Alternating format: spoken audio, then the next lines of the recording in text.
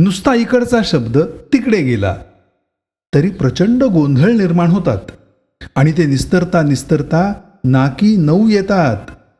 आमचा सुयश मागचे 8 दिवस याचा अनुभव घेतोय. आता हा व्हिडिओ पाहिलात म्हणजे नेमका काय गोंधळ झाला ते कळेल. तो गोंधळ कशामुळे झाला ते समजेल आणि असे गोंधळ कसे टाळायचे हे देखील उमगेल. आणि अर्थातच सुयशची कीव येईल. झालं असं की मागच्या रविवारी सुयशच्या लग्नाला 2 वर्ष पूर्ण झाली. तो आणि सायली दोघेजण तयार होऊन बाहेर जायला निघणार तोच तिथे माधवराव प्रकटले. हातात फुलांचा गुच्छ सुयशच्या हातात दिला. किती सुसंस्कृत आहेत माधवराव असं तुम्ही म्हणाल, पण थांबा. आता यानंतर सुयश लग्नाच्या 2ऱ्या वाढदिवसाच्या शुभेच्छा असं म्हणण्याऐवजी हे सुयश 2ऱ्या लग्नाच्या वाढदिवसाच्या शुभेच्छा असं म्हणून चालते झाले. मागचे 8 दिवस सायलीची समजूत काढण्यात सुयशचा वेळ अगदी मजेत गेला. दुसऱ्याच्या आनंदाचा किती विचार करतात नाही माधवराव.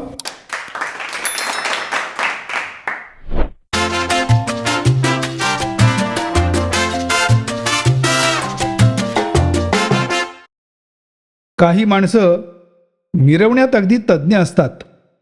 कुठेही गेले तरी हे सगळ्यात पुढे. अशा मंडळींसाठी आपल्या माय मराठीत अनेक शब्द आणि वाक्प्रचार आहेत. कोणते ते पाहू आणि तुम्हाला आणखी कोणते आठवतात ते अवश्य कळवा. कालच्या कार्यक्रमात सायली कशी पुढे पुढे करत होती पाहिलत का? ठमा काकूंनी प्रास्ताविक केलं. त्यात नवीन काही नाही, ती नेहमीच टेंभा मिरवते. उमा काकू उद्गारल्या. ती असा तोरा दाखवते ना तेव्हा मला तिचा खूप राग येतो. सुनंदा मामींनी त्यांचं मत मांडलं. हो ना, सारखी काय आपलीच टिमकी वाजवायची. इति रमा वहिनी. तर काय स्वतःभोवती दिवे ओवाळून घ्यायची सवयच आहे तिला. शोभा काकू म्हणाल्या. मुद्दा लक्षात आला का?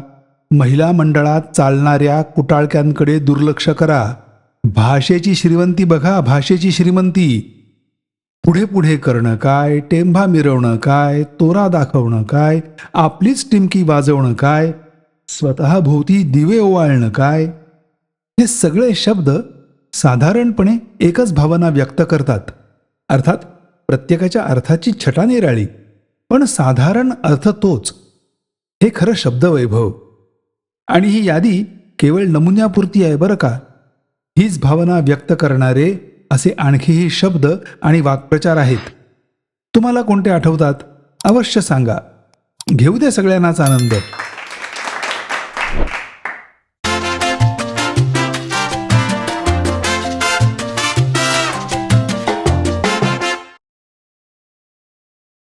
शब्द अगदी जपून सांभाळून वापरले पाहिजेत. 2 शब्द समानार्थी आहेत म्हणजे कोणताही शब्द कुठेही वापरला तरी चालेल असं नाही. जिथे जो शब्द हवा तिथे तोच शब्द हवा. त्याच अर्थाचा दुसरा शब्द वापराल तर मोठा गोंधळ करून ठेवाल. सावधान. भाषा काय गमती करतील सांगता यायचं नाही. आता हेच बघा.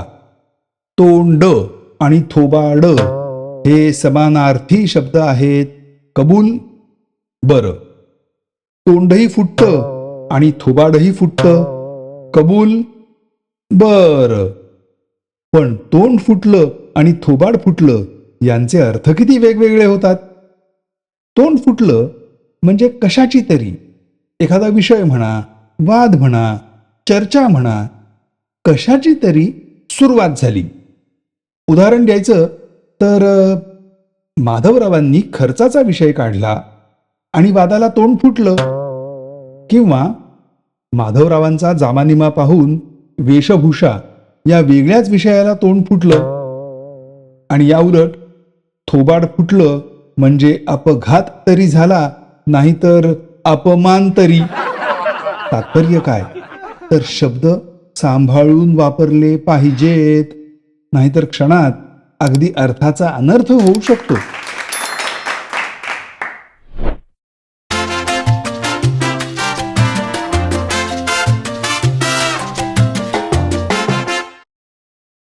काही काही बाबींमध्ये मराठी एकमेवा द्वितीय आहे.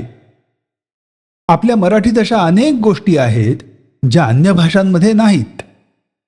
आज असेच काही शब्द पाहू.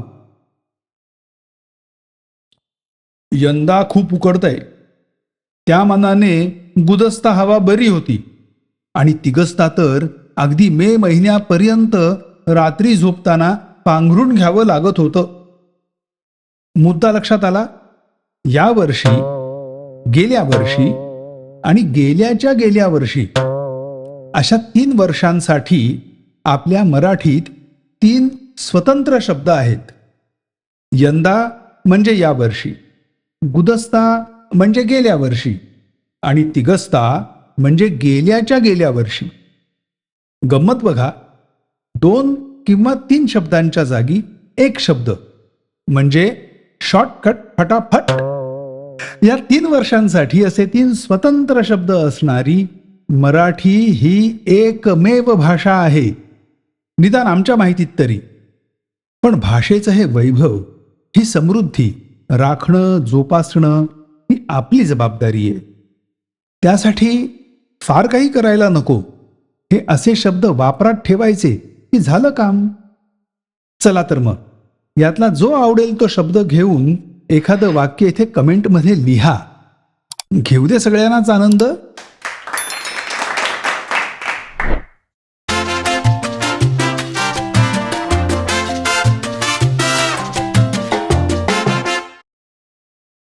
आपल्या कळत नकळत इतर भाषांचं मराठीवर अतिक्रमण होत असतं. कधी त्या भाषेतले शब्द, कधी त्या भाषेतल्या रचना. हिंदीची अशी घुसखोरी पुष्कळ आढळते. आज त्याचंच एक उदाहरण. हॉटेलात मनपसंत खाणं झाल्यावर चित्त कसं अगदी प्रसन्न झालं होतं. माझ्या चेहऱ्यावरचा तृप्तीचा भाव बघून आपलं ठेवणीतलं हास्य स्वतःच्या चेहऱ्यावर लिंपत तिथली मॅनेजर महोदया सामोरी आली आणि म्हणाली, सर, आमचं हॉटेल तुम्हाला पसंत आलं का? शपथ सांगतो, क्षणार्धात रंगाचा बेरंग झाला. हॉटेल पसंत पडलं, पण तुमचं बोलणं नाही, असं बाणेदार उत्तर तिच्या तोंडावर फेकून मी ताडकन बाहेर पडलो. मुद्दा लक्षात आला? आपल्या मराठीत पसंत पडतं, किंवा आपण पसंत करतो, किंवा आपल्याला पसंत असतं, आणि अगदी भारदस्त मराठीत सांगायचं असेल तर आपल्या पसंतीस उतरतं. पण मग एवढे सगळे पर्याय उपलब्ध असताना पसंत आलं हे प्रकरण कुठून आलं? तो हिंदीचा मराठीवरचा प्रभाव आहे. प्रभाव कसला? अतिक्रमण आहे, आणि उत्तरोत्तर वाढत जाणारं अतिक्रमण आहे. हिंदीत पसंद आया म्हणून मराठीत पसंत आलं, असा मामला आहे तो. अमुक गोष्ट पसंत आली का असं विचारणारी माणसं आता तुमच्या पसंतीस उतरणार नाहीत. कबूल?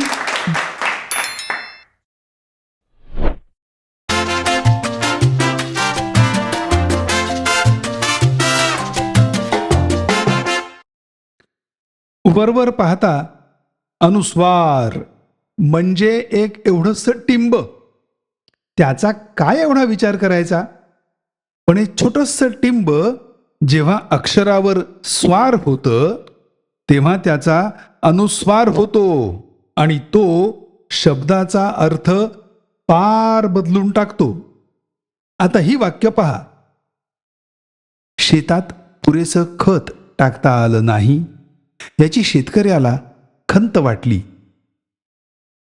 तिने दिलेला चहाचा कप घेताना त्याच्या हाताला कंप सुटला. अरे ती संध्या काय करते सध्या? अशी आणखी कोणती वाक्य तुम्हाला सुचतात? कमेंट करून अवश्य कळवा. घेऊ दे सगळ्यांनाच आनंद.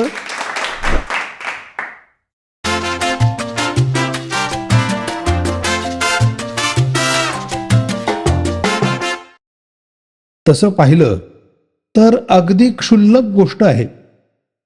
एक एवढीशी ही, तिचं काय एवढं मनावर घ्यायचं असं कोणी म्हणेल. पण चुका टाळणं कधीही चांगलं, नाही का? कोणतीही ही चूक. आता हा व्हिडिओ पाहिलात म्हणजे मुद्दा लक्षात येईल. दोन्हीही बाजूंना नीट बघून रस्ता ओलांडावा. खटकलं काही? नाही? गंमत आहे. बरं, आता ही आणखी काही वाक्य बघा. एकही माणूस माझ्या मदतीला आला नाही. चारही दिशांनी अंधार दाटून येऊ लागला. यात खटकलं काही? अर्थात खटकलं असणार. एकही आणि चारही हे चुकीचं आहे. चारही मध्ये एक ही आलाच, त्यालाच पुढे आणखी एक ही कशाला जोडायचा? पण मग त्याच न्यायाने दोन्हीही हे देखील चुकीचंच नाही का? कारण दोन्ही मध्ये एक ही आलाच, त्याला पुढे आणखी एक ही कशाला जोडायचा? आणि तरीही अरे अरे अरे अरे चुकलो तरीही अनेक जण दोन्हीही असा शब्द वापरतात. माझ्या मनात विचार येतो, हे लोक काहीही झालं तरी तू ये, नाहीतर मी तुझ्याशी बोलणारही नाही असं बोलत असतील का? आता एक करा, असं बोलणारं कोणी आढळला तर बिनधास्त त्याच्यासमोर ही ही ही ही करा.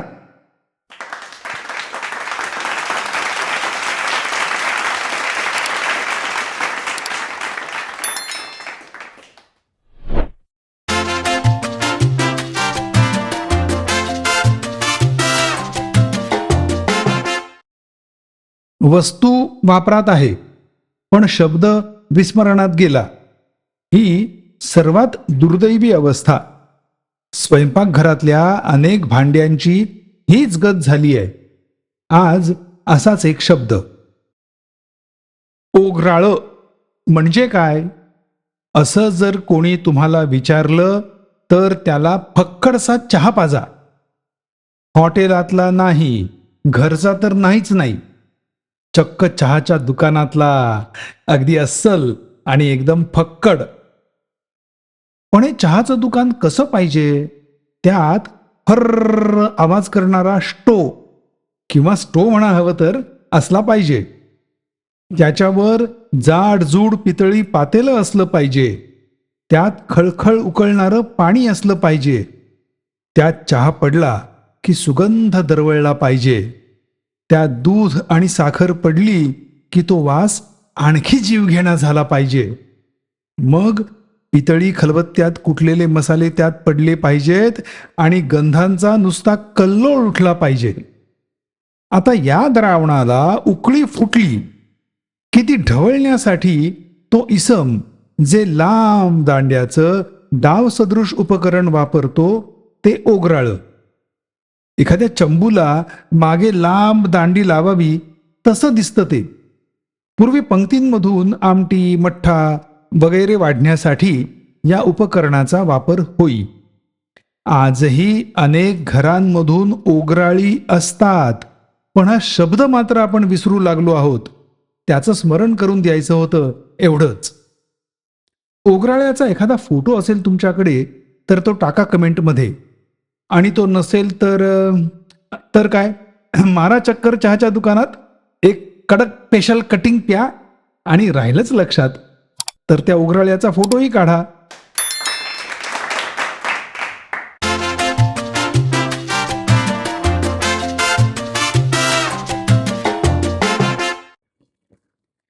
वेगवेगळ्या प्रकारचे कपडे घालणं ही चैन अनेकांना करता येते, कारण त्याकरता फक्त पैशांची समृद्धी असली की पुरते. पण कपड्यागणिक बदलणारं क्रियापद ही चैन मात्र सगळ्यांना करता येत नाही. कारण तिथे केवळ पैशांची समृद्धी पुरेशी नाही, तिथे भाषेचीही समृद्धी हवी. भाषा ही श्रीमंत वैभवशाली हवी. आपलं महद्भाग्य की मराठी ही अशी वैभवशाली भाषा आहे. कपडे घातले एवढंच माहीत असतं अनेकांना. मग ही मंडळी साडी घालतात, धोतर घालतात, लुंगी घालतात. पण हे योग्य आहे का? सगळ्या कपड्यांकरता मराठीत एकच क्रियापद आहे का? अजिबात नाही. ही गंमत पहा.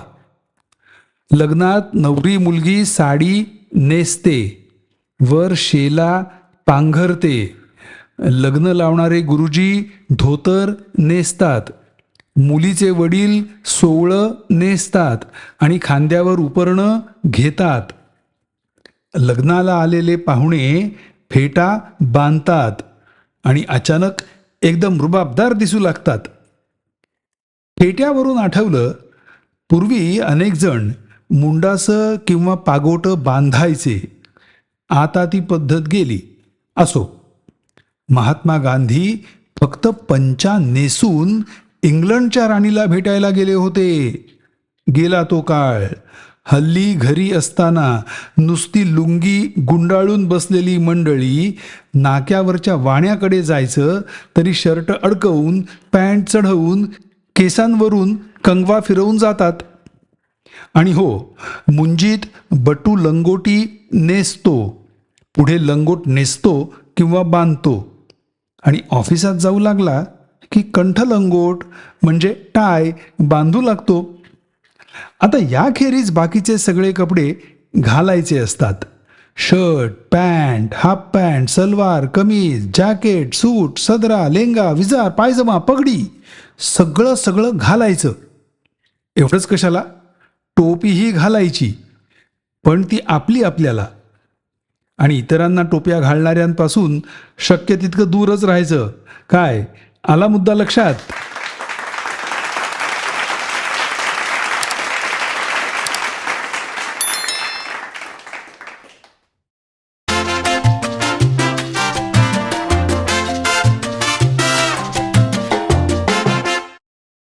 अगदी पार विस्मरणात गेलेल्या एका शब्दासाठी आजचा लेख समर्पित. खरं तर कानाला इतका गोड लागतो हा शब्द आणि तरीही आपण वापरत नाही. याला इतर अनेक पर्यायी शब्द आहेत, पण म्हणून इतका चांगला शब्द दुर्लक्षित राहणं चांगलं नाही. कोणता तो शब्द? आता हा व्हिडिओ पाहिलात म्हणजे मुद्दा लक्षात येईल. आज भाजी अंमळ तिखट झाली आहे किंवा तू अंमळ लवकरच ये, परत एकदा सराव करू, अशी वाक्य हल्ली दुर्मिळ झाली आहेत. म्हणजे भाजी तिखट होत नाही किंवा सराव करणं लोकांनी थांबवलं आहे असं नाही. दुर्मिळ झाला आहे अंमळ हा शब्द. तुम्ही म्हणाल दुर्मिळ झाला तर होऊ दे, आपलं कुठे अडलंय? त्याच अर्थाचे थोडा, किंचित, जरा असे शब्द हाताशी आहेत की आपल्या? अगदी खरं, अंमळ वाचून आपलं काही अडत नाही.